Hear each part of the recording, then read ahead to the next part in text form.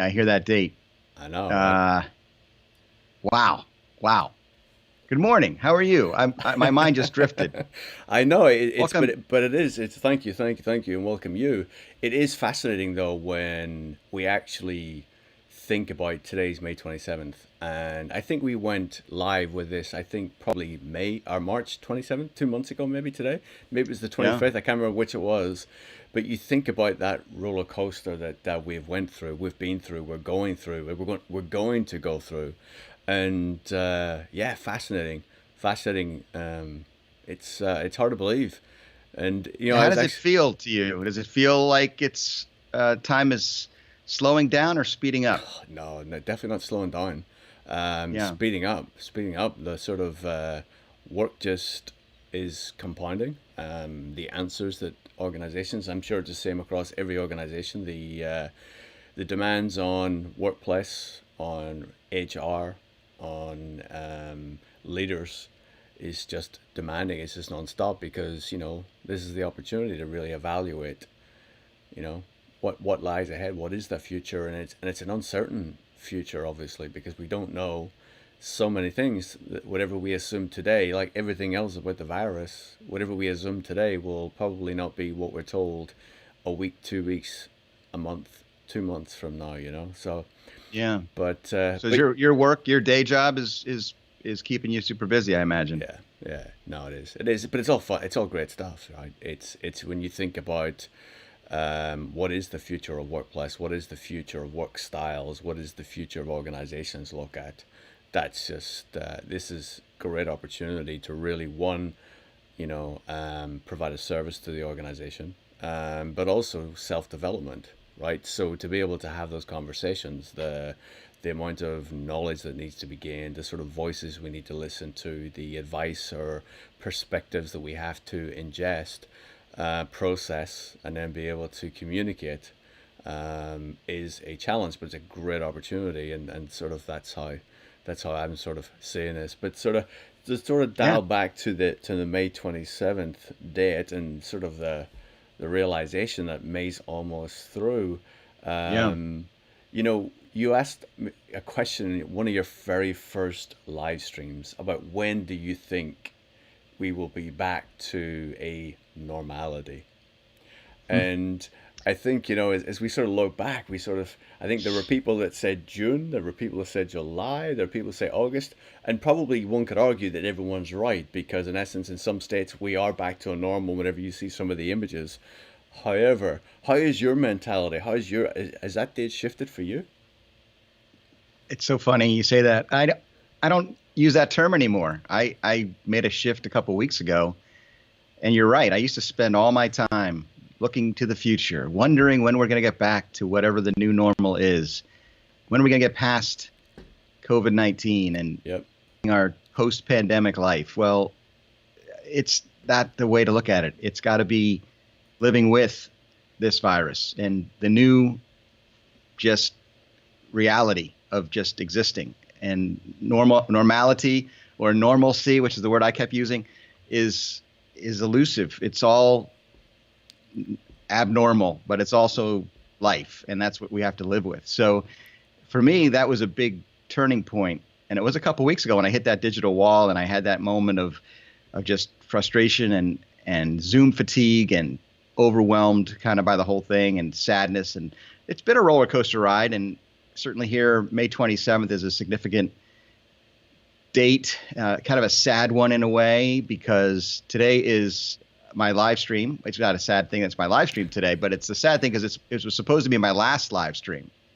Mm. When I set this up, you and I started doing this, we say March 27th, maybe 2 months ago. Yeah. I prepared my live stream almost 3 months ago. It was right the first week of March.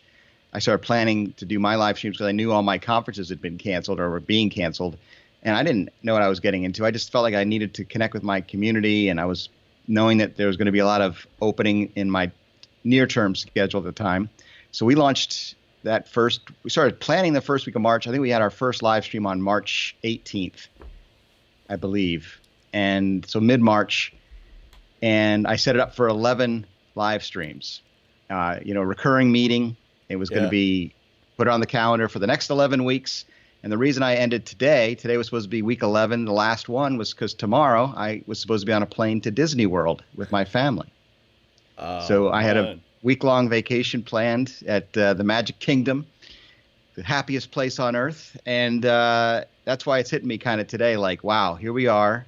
Fast forward those 11 weeks and May 27th. And we need to keep this conversation going because we're not going to Disney World. Disney World is still closed. And yes, we are getting back to some signs of normal life in the country, but this is not normal. This is not. This is just the new reality. And whether it's talking about our public life, our vacations this summer, our family connections, our workplace experience, it's just something we have to start. And I have started just accepting the acceptance phase of your roller coaster scale you put up a couple weeks ago. Yeah. I'm not there every moment of every day for sure, but that's where I need to be, is that acceptance. What can I do? What can I contribute? How can I be positive and helpful to my organization and to my community? Mm-hmm. And I'm not always there, optimistic most of the time, but still sad sometimes, especially when I think about, things that we've lost. But again, so little compared to some, obviously, the public health crisis and what other people have lost in terms of health and lives, and the economic loss in terms of livelihoods. It's a tough time, but we can get through this, and I appreciate the chance to chat with you about it, to get my head on straight before we head into this day. No, it is great, and sort of I was reminded this morning. I listened to the podcast you released yesterday. We talked about it briefly yesterday, and it was really bizarre, surreal. I don't know what to call it. Yeah. When I listened Tell back, me. Because how did you feel? It's I look at where you were emotionally, where I was emotionally, how things have changed from that moment. Because I remember seeing you that very morning, and I went, "Uh-oh," because you just didn't you just didn't look quite right, and you literally got on. I think it was like a minute before we went live, and you just did not look good, and I think right off the bat, good one, and it was all hesitant. In for trouble. Yeah, but at the same time, it's like, one, there's a couple of things that sort of resonated with me. One, the humility that you had to publish your moment, to share that with your audience. I think there's a lot of people who will be experiencing that then, the weeks after, and the weeks to come, and they'll be able to resonate with you. And I think it's important to share those moments. So thank you for doing that. The flip side of it is hearing how you then transmute through that conversation, how your mind shifts as we talk about things. And I remember, and even towards the end of that episode, you said you felt so much better in just how you went through. And I think there's a lot of lessons for us all to learn, that, whenever we are in those moments, how do we pick ourselves up, right? What are the triggers that we can turn to pick ourselves up? And trust me, I know every morning that I need something to stimulate the brain, to excite me, to sort of, to learn, to share, to whatever that is. It's really important that sort of we lean on those things. And then the other side was, how optimistic I sounded. But then a week later, man, I was in the doldrums, And it's just fascinating to sort of see that whole emotional swing that just happens. And it's so important to sort of, as people sort of listen to that, to remember that and sort of keep that in mind, is that, we also need to lean on people, right? We have to have a surrounding of people who will actually help pull us out, who we can turn to and we can be humble with it. We can share the emotions of how we're feeling openly, and, have the relationships where you are able to share those things. That's so important, and for two males to do that, that's not easy, right? And I think, right. It's supposed to be macho, or whatever. Vulnerable. Not that I'd class myself as that. I mean, I don't know whether you would. I certainly would not class myself as that. But in essence, it's a fact that two individuals, right, two males can actually do that. Sort of go past that emotion. But it's the fact that, one is able to share and feels secure in this live environment as well, which is really important. So I just wanted to sort of thank you for doing that, and anyone who does listen, to this, I encourage them to go back and listen to, some of our previous shows, because it's the emotions that we go through, the way it's portrayed, some of the conversations. Man, Yeah. it's really important that we do re-listen to things that we have heard in the past. Absolutely. Yeah. Yeah. I can't agree more, Steve. And I appreciate you saying that. And thank you for being there for me that day. And that's what you mentioned. The key is that we need people around us, whether it's one or a handful of folks. It's so easy to feel isolated or be isolated. Even if you're on meetings all day with your team and you're going through the motions of this new existence, quarantine life plus Zoom life plus the digital connections. If you don't take time to be vulnerable with somebody, and again, we're doing it here on YouTube in front of everybody, and I do it each Wednesday on my live stream. And Facebook. Don't forget Facebook. And Facebook. We just went live on Wow. Facebook as well yesterday. All right. So each morning, Welcome YouTube and Facebook, Facebook if you're out yes, there. yes. All right. Well, Thumbs up, it's say hello. it's yeah, give the thumbs up, share, let everybody know, because we're just trying to have a conversation, and we will need to continue these conversations. I guess I'm answering my own question because I was wondering, what's the future look like, day by day, week by week. But I think these things, I've said this to you time and again, and I'll say it again here, even if no one else is watching this, it helps me keep my head on straight and kind of work through some of these thoughts and manage what's going on in my head and help me be a better person, helpful to my organization and my community. As I said, that's what it's all about, and helping others. I think we are helping others. I've gotten feedback, as I'm sure you have, via LinkedIn, via messages, via emails of people, watching. We don't necessarily know they're always out there, but they are getting a benefit from hearing others and feeling a part of this conversation and recognizing they're not alone in whatever they're feeling and going through. And it may be I'm down one day, you're up another day, vice versa, the following week, the following day. It is a roller coaster ride. It's a dance of moving forward through this pandemic, and a couple steps forward, one step back, and we're going to have those moments where it doesn't seem like things are going in the right direction. But as you said, there's lots to talk about, lots to work on, and I just want to keep the conversation going, and thank you for being a part of it and helping me do that. So that's what these are all about. Of course it is. I'm happy we have this as an outlet.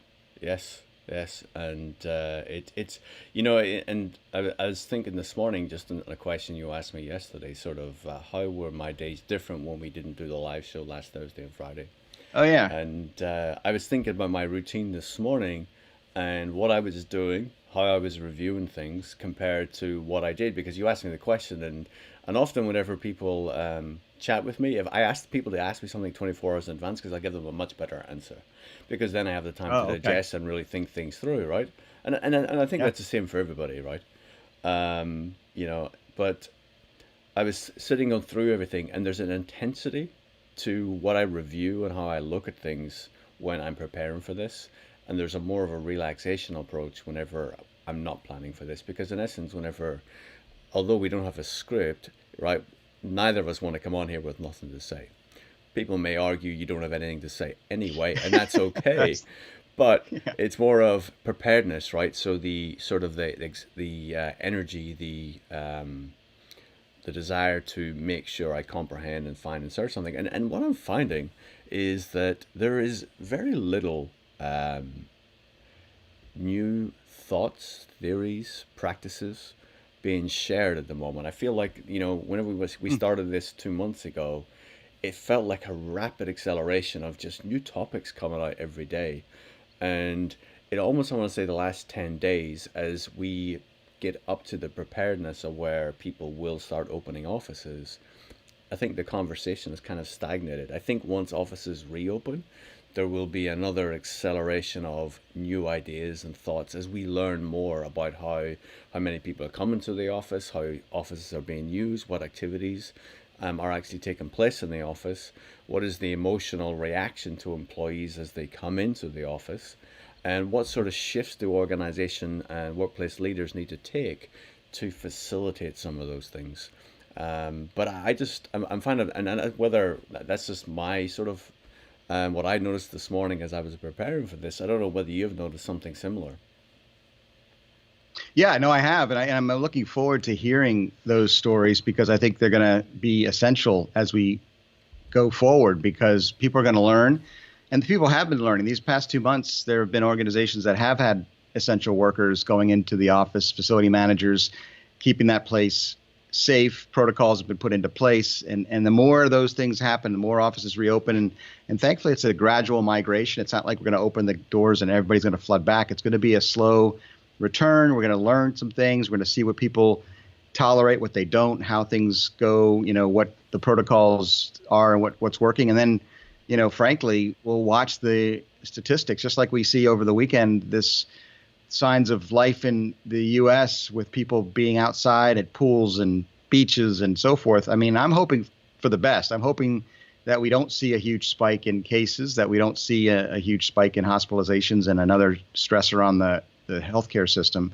and that we can begin seeing some return to interaction in public and not see a huge increase in the virus. So, but only time will tell. And that's the thing. Data is what it is. It takes time to gather, and we certainly know a lot more than we did a couple months ago, but we don't know all we need to know. And there's a lot more to know. And it's really living and learning and doing it together. Hopefully we can do it in a way that's, minimizes the hurt and pain and suffering. And we can find those ways to help save lives, but also save livelihoods, get this economy rolling again.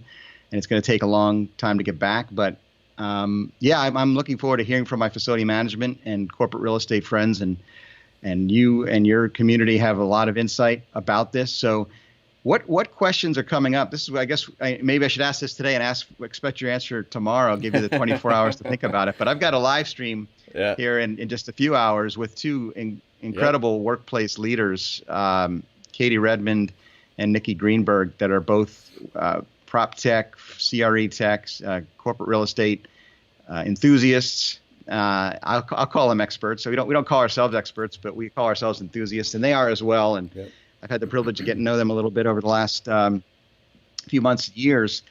But they're going to talk a lot about the impact on the real estate world and what they're seeing and what they expect to see, and some of the implications and opportunities certainly for our industry. What questions should I ask them? Do you have questions that you'd like me to throw out to those two great leaders?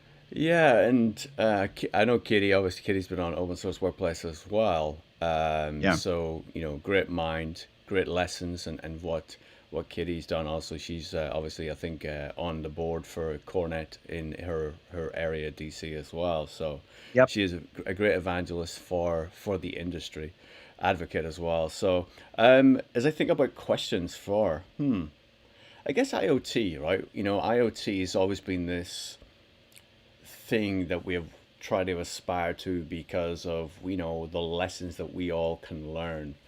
And obviously that's sort of going to be pushed, I think, a lot more because of this, because in essence that you can do contact tracing, you can observe people's in the office, evaluate, are people maintaining distances together, and sort of there's a lot of devices around that.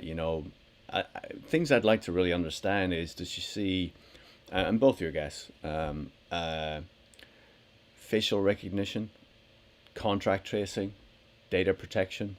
Whenever we do think about contract tracing, it's contact tracing. I think I said contact tracing. Is, do organizations do employees need to opt in that for 24/7? And if you don't, well then what's the point of opting in? And how do organizations, or how do industry, or how do we as a society get our heads around that? Because data privacy is such a key thing. I think those would be sort of the areas that sort of I'd be curious to know what their aspects and how things have changed. Do they think this will accelerate? Do they think this will decelerate?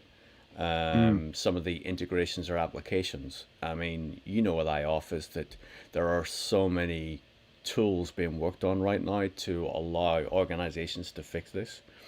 But and for today, what I'm curious to know is, what things will be needed 12 months from now, 18 months from now, right? What are customers, or what are their clients, or what are organizations seeking to answer those questions? And then, whenever you try to address the answer to those questions, then it's often easier to see where the trends are going to go. So I think that's a handful, and that's me just not really Yeah, thinking no, about it's just responding. plenty to talk about, and I wonder about the overall decisions that are going to be made regarding space and real estate and de-densification. Now that we're moving in that direction, spreading out, and do we need more space? Do we need more offices? Do we decentralize those offices and things that you've talked about Yeah. here?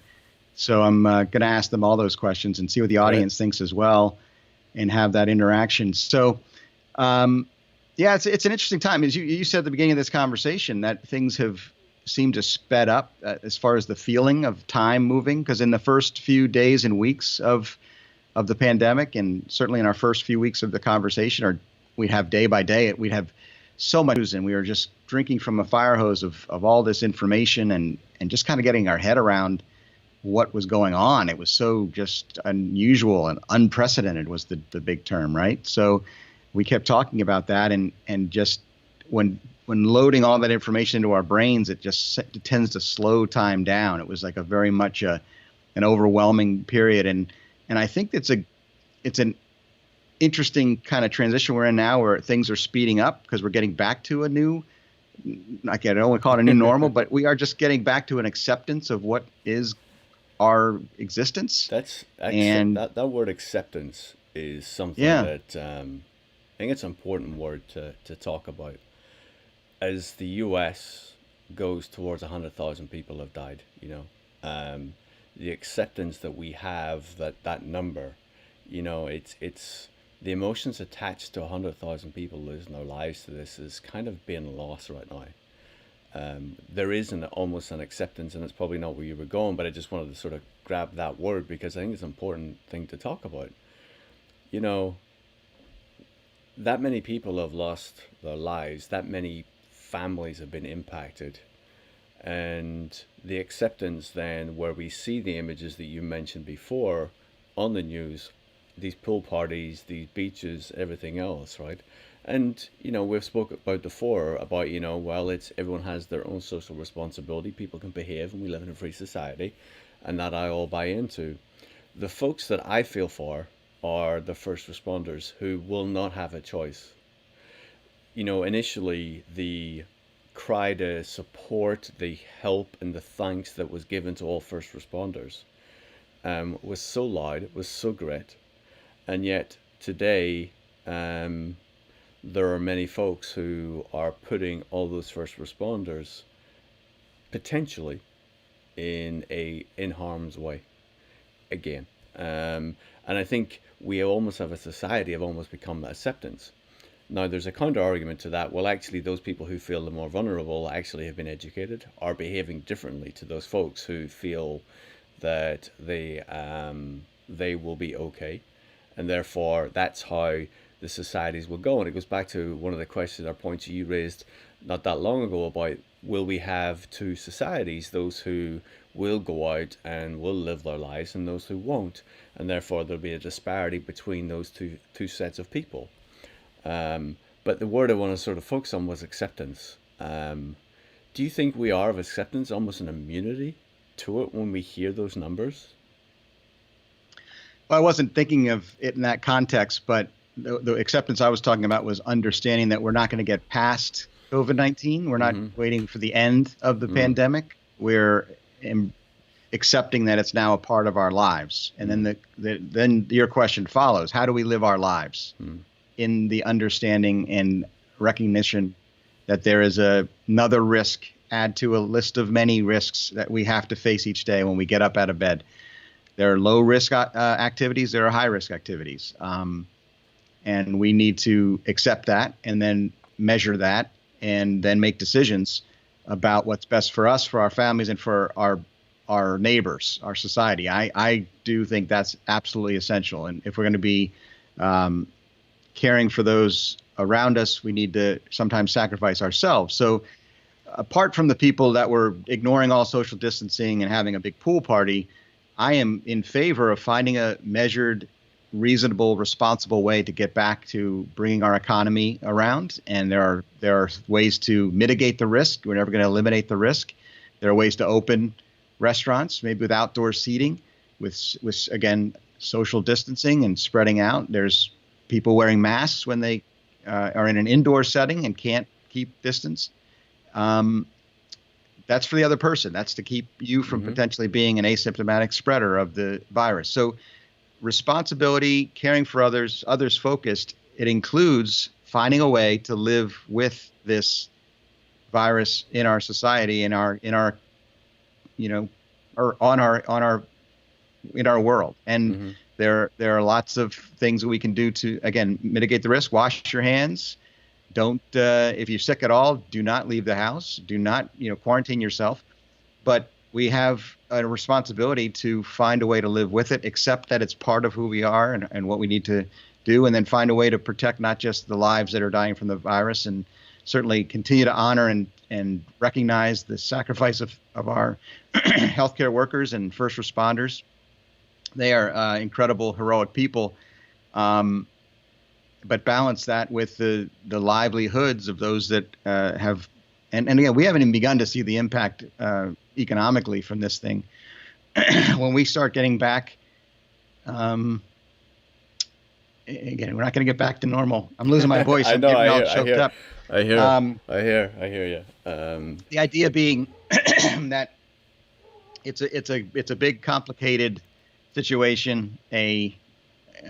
Something that yes, when you focus on certain elements of the tragic side of this, it absolutely is hard to digest, and we do get numb to the numbers, and we do need to remember that each person is valuable.